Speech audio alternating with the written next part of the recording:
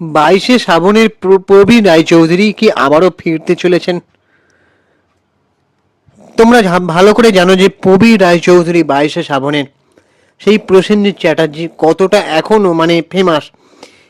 Autograph একটা আলাদা যাত্রা তৈরি করেছিল নতুন ডিরেক্টর এসে, যে নতুন একটা অন্য রকমের সিনেমা। যদিও অটোগ্রাফ আমার খুব একটা ভালো লাগেনি, কারণ সেটা একেবারেই কমার্শিয়াল সিনেমা নয়। আর 22শে শ্রাবণ একটা থ্রিলার ফিল্ম, তো সেটাও কমার্শিয়াল প্লাস আর্টের একটা মিশেল, যেটা আরবান জনারার ফিল্ম ছিল। সেটা বেশ সফল হয়েছিল, বাংলায় প্রথম একটা থ্রিলার ফিল্ম হিসেবে বেশ সাড়া ফেলেছিল। আর প্রবীর রায়চৌধুরীকে সবাই মনে রেখেছিল, মানে ভাবতেই পারিনি প্রবীর রায়চৌধুরী এতটা ভয়ঙ্কর লেভেলের হতে পারে। সো আজকে সবটা আলোচনা করব, তোমরা প্লিজ চ্যানেলটাকে সাবস্ক্রাইব করে দাও, ভিডিওটাতে একটা লাইক দাও। সো তোমাদেরকে একটা কথা জানিয়ে রাখি যে আবারও হয়তো ফিরতে চলেছেন। তোমরা ভালো করে জানো যে দশম অবতার এসেছিল, যেখানে পুরোপুরি প্রবীর রায়চৌধুরীকে আনা হয়নি। কোথাও সৃজিত মুখার্জি তার একটা কি ভিঞ্চিদা না কি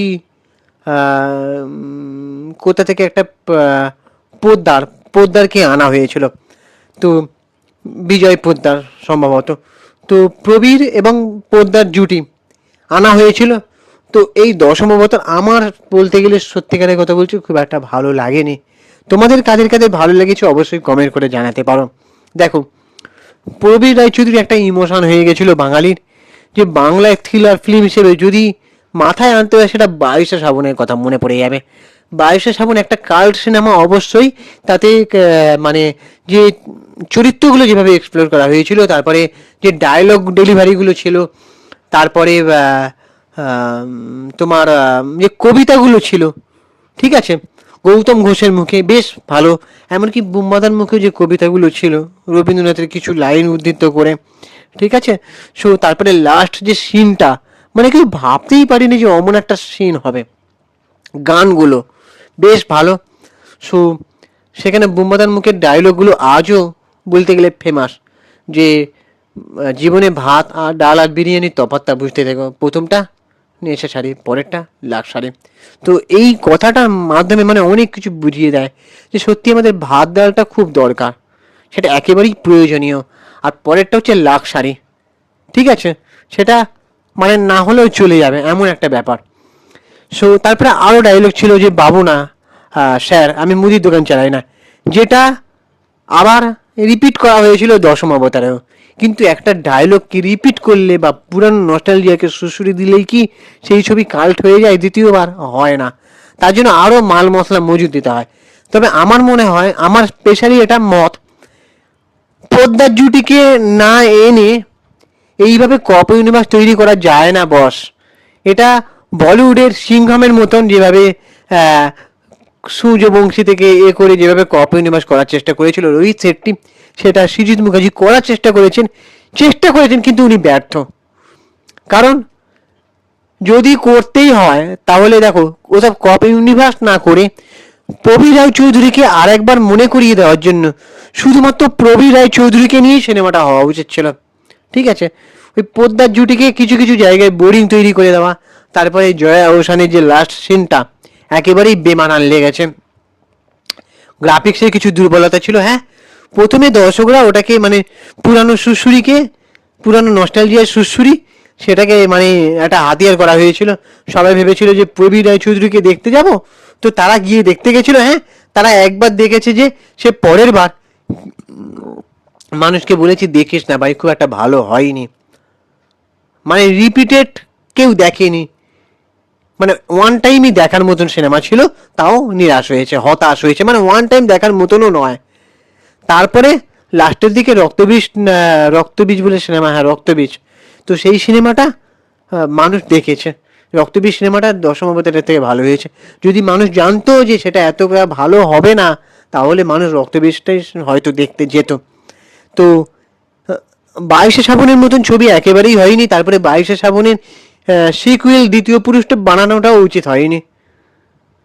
তো মানে দশম অবতার একদমই পাতে নেওয়ার মতন ছিল না, ঠিক আছে।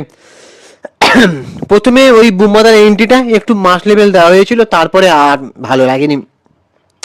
তো এবারে একটা দেখছিলাম বুম্বাদা, অনির্বাণ তো অনেকদিন ধরেই কাজ থেকে বাধ্য হয়ে রয়েছে।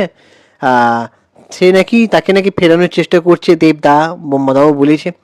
হয়তো দেশু সেভেনে তাকে দেখা যেতে পারে অনির্বাণ ভট্টাচার্যকে। শোনা যাচ্ছিল বুম্বাদার কাছে নাকি সেই স্ক্রিপ্ট গেছিল, এবার জানি না বুম্বাদা আদৌ করবেন কিনা, আমার তো মনে হচ্ছে না সেখানে অনির্বাণ ভট্টাচার্য হয়তো থাকবে। তো অনির্বাণ ভট্টাচার্য অন্তত এমন একটা অভিনেতা যে সিন দ্বারা বিক্রি করে না। তো তোমরা ভালো করে বুঝতে পারছো, এবার বুঝে নাও কি ব্যাপারটা, যে কেন সে ব্যান হয়ে রয়েছে। সো এই অনির্বাণ ভট্টাচার্য এবং বুম্বাদাকে একটা পার্টিতে অনেকদিন পরে একসাথে দেখা গিয়েছিল, আর সেখানে ছিল রূপম ইসলাম। গায়ক রূপম ইসলামের কণ্ঠ তোমাদের কার কার পছন্দ নয় বলো? আমার তো বেশ পছন্দ। আহ, তো সেখানে প্রসেনজিৎ মানে বুম্বাদা অনির্বাণের বুকটা চাপড়াচ্ছে, আদর করছে, গালটা টিপে দিচ্ছে। তো সেখানে বলছে আমরা আবার আসছে। আর রূপম ইসলাম উনি আবার বলছেন যে আমাকেও যেন নেওয়া হয়, মানে উনি গান করতে চাইছেন, এরকম করেন উনি সিনেমায় গান। তো অনির্বাণ হাসছিল, অনির্বাণ কিছু বলেনি। বাট তাহলে কি এটা কি আলোচনা চলছে সৃজিত মুখার্জির সাথে যে আর একটা সিনেমা দশমবতারের মতন আসবে প্রবীর পোদ্দার জুটিকে কেন্দ্র করে? এটা অনেকদিন ধরে একটা আলোচনা হচ্ছিল, আমি শুনছিলাম, কিন্তু এখনো ফাইনাল হয়নি। তবে আমি একটাই কথা বলবো ভাই, দশম অবতারের মতন আবার ফের পিন্ডি ছটকাতে এসো না।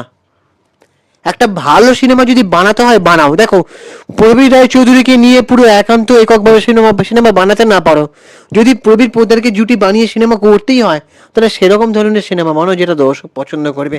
কিন্তু পুরানো নস্টালজিয়াকে সুরসুরি দিয়ে, তারপরে পুরানো কাসুন্দি ঘেটে সেটাকে মানুষকে বিভ্রান্ত করে সেই সিনেমা দর্শককে হলে টান একদিনের জন্য যায়, বারবার যায় না। মানে লং টাইম রান নিতে কিন্তু পারে না এইভাবে সিনেমা। কিছুদিন চালানো যায়, কিন্তু লং টাইম রান নেওয়া যায় না। ঠিক আছে, দশম অবতার হিট করেছিল, কিন্তু 10 কোটির গন্ডি টপকাতে পারেনি। মেবি আমি ভুলও হতে পারি, ঠিক আছে, তার জন্য ভুল বলে থাকলে সরি। কিন্তু আরও ব্যবসা হতো যদি দশম অবতারে প্রবীর রায়চৌধুরীর আরও যদি ভালো অ্যাকশন সিকোয়েন্স, আরও যদি ডায়লগ ডেলিভারি ভালো হতো। পোদ্দার জুটি আছে, আমার কোনো প্রবলেম নেই, কিন্তু সেটাকে যদি আরও ভালোভাবে রিকভারি হতো। যিশু সেনগুপ্তকে দিয়ে, মানে ওই যে যিশু সেনগুপ্ত ধরা পড়েছে, অ্যাকশনটা যদি ভালো দেখানো হতো। অ্যাকশন নেই ওখানে সেরকমভাবে, কটা চেসিং সিন আছে, মানে ধাওয়া করেছে সেরকম একটা সিন আছে, দৌড়ানোর সিন আছে, কিন্তু সেটাকে ভালোভাবে এক্সপ্লোর করা হয়নি। অ্যাকশন দিতে পারতো, ভালো ভালো লেভেলের একটা মাস অ্যাকশন দেওয়াই যেত, কেন দেওয়া যেত না? তো সেটাই বলছি, এবারে যদিও বানায় সিনেমা যেন ভালো করে হয়, কিন্তু পিন্ডি চটকাতে এসো না। পিন্ডি চটকালে এখন কিন্তু দর্শক এতটা বোকা নয়, যত দিন যাচ্ছে দর্শকের ম্যাচুরিটি তত বাড়ছে, সেই ভেবে যেন সিনেমা বানানো হয়, এটাই বলবো। আর সৃজিত মুখার্জির একটা ডাউনফল আমরা দেখতে পাচ্ছি। লাস্ট লহ গৈরাঙ্গের নামলে তেমন চলেনি।